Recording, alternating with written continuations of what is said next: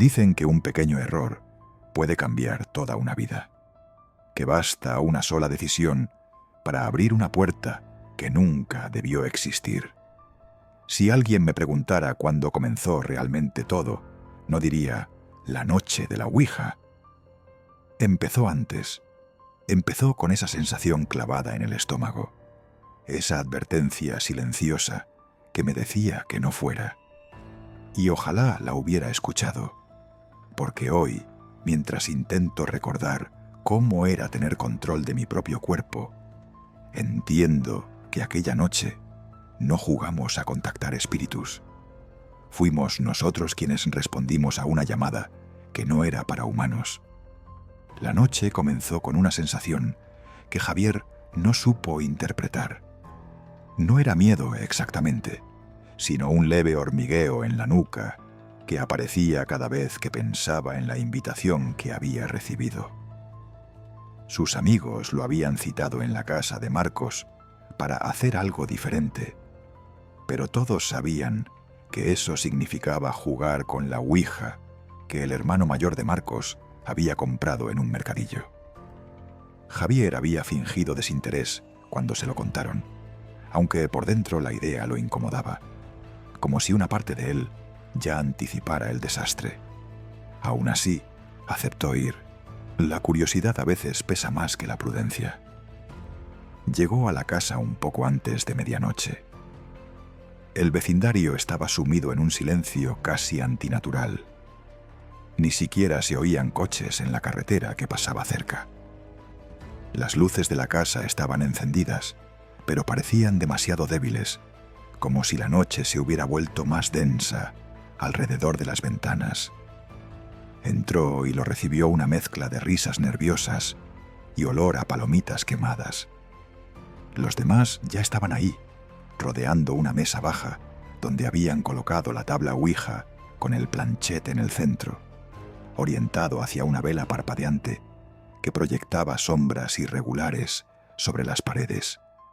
Javier sintió un escalofrío. Algo en la atmósfera parecía mal, como si el aire estuviera cargado de electricidad estática. Se unió a los otros, intentando ocultar su inquietud. Marcos explicó que el hermano le había dicho que la tabla venía de una casa abandonada, recuperada tras una mudanza apresurada.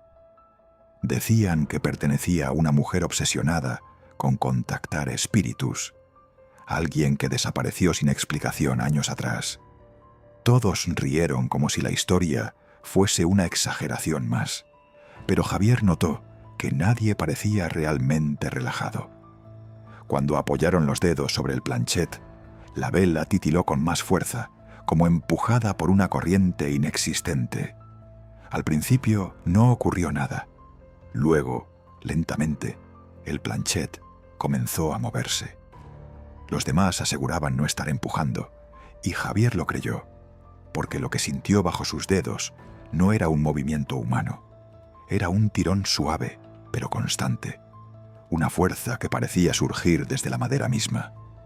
El aire se volvió más frío, y de un rincón oscuro de la habitación surgió un crujido sordo, casi un susurro.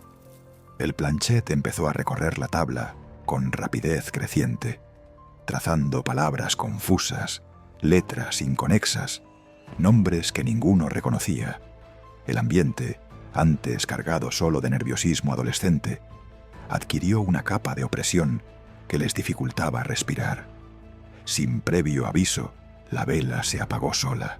La habitación quedó a oscuras durante un instante eterno, en el que todos contuvieron el aliento. Luego, la luz volvió gracias al interruptor automático que alguien, quizá por reflejo, había tocado. Pero algo había cambiado en la expresión de Javier. Él mismo no lo notó, pero una sombra pareció posarse detrás de sus ojos, como si algo hubiera traspasado su mirada para instalarse en su interior. Los demás decidieron dar por terminada la sesión y tratarlo como una broma más, aunque ninguno estaba completamente tranquilo. Al volver a casa pasada la medianoche, Javier sintió como si algo lo hubiera seguido hasta la puerta a la calle. Normalmente tranquila, parecía vigilada por presencias ocultas detrás de cada sombra. Al cerrar la puerta, un golpe seco resonó desde el pasillo. Pensó que era su imaginación provocada por el cansancio, pero al avanzar, notó que la temperatura había descendido de forma brusca en su habitación. Tenía la ventana cerrada, sin corrientes de aire, pero las cortinas se balanceaban como si algo invisible las empujara. Esa noche no durmió. Cada vez que cerraba los ojos, escuchaba un murmullo, una voz grave y distante, como si alguien estuviera escondido bajo su cama o pegado a su espalda, pronunciando palabras incomprensibles. Cuando logró dormir unos minutos, tuvo sueños llenos de figuras oscuras que se retorcían en sus paredes, sombras con rostros deformados que lo observaban sin parpadear. Se despertó con la sensación de que una mano helada lo había tocado en el cuello. Pero lo peor fue descubrir que no podía mover el cuerpo durante varios segundos, como si algo lo hubiera mantenido paralizado para observarlo. Los días siguientes fueron una lenta caída hacia lo inexplicable. Sus amigos comentaban que se veía pálido, distraído, como si estuviera escuchando sonidos que los demás no percibían. Javier comenzó a notar que, a su alrededor, las luces parpadeaban cada vez que entraba a una habitación. Objetos pequeños cambiaban de lugar sin explicación. Las sombras en su casa parecían más largas, más densas, como si tuvieran vida propia. Incluso los espejos le devolvían reflejos que tardaban un segundo de más en imitar sus movimientos. Todas las noches, la misma voz susurrante regresaba, cada vez más clara, cada vez más cercana. Dejaba de ser un murmullo para convertirse en un mensaje directo, una orden que se repetía con insistencia, como un cántico susurrado justo al borde de su conciencia.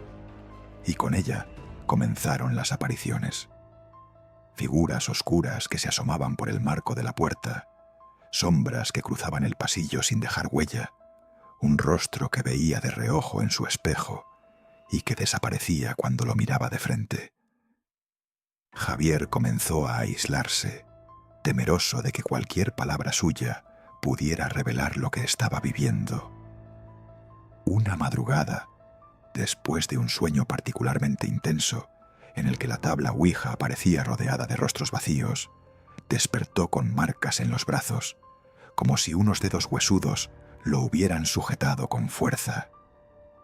Trató de convencerse de que se las había hecho él mismo, quizá en un ataque de ansiedad, pero en el fondo sabía que no era así. Cada marca tenía un patrón extraño, irregular, casi simbólico, como minúsculas garras presionadas contra la piel. La entidad, porque ya entendía que era una entidad, se volvió más insistente. Javier sentía como algo se arrastraba dentro de su mente, invadiendo pensamientos, imponiendo emociones que no eran suyas. A veces despertaba en lugares de su casa, sin recordar haber caminado hasta allí. Una noche abrió los ojos y se encontró de pie frente al espejo, sosteniendo la tabla Ouija entre las manos, aunque él estaba seguro de haberla dejado en casa de Marcos. Su reflejo sonrió unos segundos antes que él, y luego lo imitó con un retraso grotesco. El deterioro fue tan progresivo como inevitable. Dejó de hablar con sus amigos, dejó de comer con normalidad. Pasaba horas en su habitación, con la sensación constante de que alguien respiraba detrás de él. Cada vez que apagaba las luces, escuchaba pasos suaves acercándose a su cama, aunque al encenderlas no había nadie. Su madre comenzó a preocuparse, pero ninguna palabra de consuelo podía atravesar el muro oscuro que se había instalado en su interior. La noche final llegó sin aviso. Javier se despertó empapado en sudor frío, con la sensación de que algo había entrado en su habitación. El aire estaba tan denso que costaba respirar. La sombra que siempre veía de reojo ahora se encontraba frente a él, nítida, con una forma humana pero sin rasgos, como un vacío absoluto que absorbía la poca luz que quedaba. La voz que lo había atormentado semanas enteras habló por primera vez con claridad. No salió de los labios de la sombra, salió de dentro de su cabeza, profunda y gutural, como un eco antiguo. Entonces sintió como algo se desgarraba en su interior. No era dolor físico, sino la sensación de que su mente estaba siendo empujada a un rincón oscuro de sí mismo, mientras otra presencia ocupaba el espacio restante. Sus manos comenzaron a temblar, luego a retorcerse, y una risa ajena brotó de su garganta, una risa que no le pertenecía. El espejo de su habitación vibró, como si una fuerza invisible presionara desde el otro lado. Cuando se acercó, su reflejo no imitó sus movimientos. Se quedó quieto, sonriendo con una expresión distorsionada, con unos ojos negros que no eran humanos. Javier trató de resistirse, pero la entidad lo envolvió con una fuerza invencible. Una oleada de oscuridad lo sumergió por completo, apagando cualquier pensamiento propio. Su cuerpo cayó al suelo, convulsionando, mientras la risa seguía brotando de su boca. Y cuando por fin se levantó, lo hizo con movimientos lentos, controlados, antinaturales. No era Javier quien abrió los ojos. Era algo más, algo antiguo, hambriento, liberado por una curiosidad adolescente que jamás debió existir. Cuando salió de la habitación, las luces de la casa se apagaron solas, una tras otra, hasta dejar todo en absoluta oscuridad. Y en esa oscuridad, la entidad dio su primer paso en el mundo, usando el cuerpo de su anfitrión como un traje recién estrenado, dispuesto a continuar lo que había empezado la noche en que un grupo de chicos decidió jugar a la Ouija sin comprender el precio que habían pagado.